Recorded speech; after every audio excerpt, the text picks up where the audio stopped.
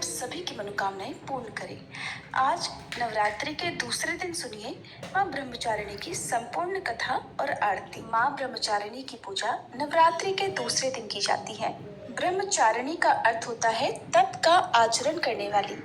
देवी ब्रह्मचारिणी की पूजा करने वाले भक्त को अपने हर काम में सफलता प्राप्त होती है। वह हर ओर विजयी होता है।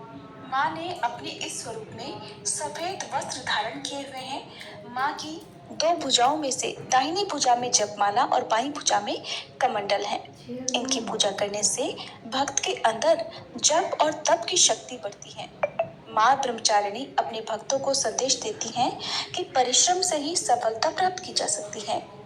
भगवान शिव को पति रूप में प्राप्त करने के लिए माँ ब्रह्मचारिणी ने अत्यंत कठिन तप किया था। शिव पुराण में वर्णन मिलता है कि श्री ब्रह्मा जी के आदेशानुसार भगवान शंकर जी को पति रूप में प्राप्त करने के लिए देवी पार्वती ने कठिन तप किया था।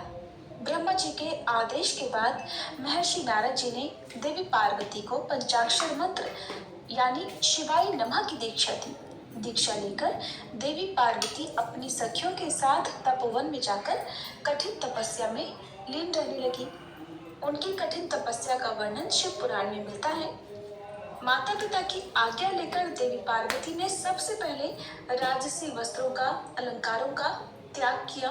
उनकी जगह पर उन्होंने मूंज की मेखला धारण कर ली, वलकल वस्त्र धारण कर लिए, हार को गले से निकालकर मृग चर्म धारण किया और फिर गंगा उत्तरण नामक पावन क्षेत्र में सुंदर वेदी बनाकर वे तपस्या में बैठ गए।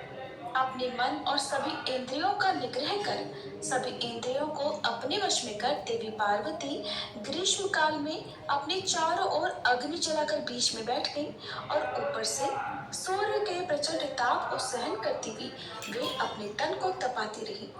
वर्षा ऋतु में वे खुले आकाश के नीचे शिलाखंड पर बैठकर दिन रात जल की धारा से अपने शरीर को सींचती रही। भयंकर शीत ऋतु में जल के बीचों बीच रात दिन बैठकर उन्होंने कठिन तप किया। इस प्रकार निराहार रहकर देवी पार्वती ने पंचाक्षर मंत्र का जप करते हुए सकल मनोरथ पूर्ण करने वाले भगवान सदाशिव के ध्यान में अपने मन को रमा दिया। अपनी पुत्री को विवाह लायक देखकर माता मैनव और पिता हिमालय को अपनी पुत्री के विवाह की चिंता हुई। इतने में महर्षि नारद राजमहल में पहुंच गए। अपने महल में महर्षि को विराजमान देखकर राजा और रानी ने अपनी पुत्री के भविष्य के विषय में उनसे पूछा। त्रिकालज्ञ सर्वज्ञ तुम्हा गति सर्वत्र तुम्हारी, कहूँ सुता के दोष गुण मुनिवर हृदय विचारी।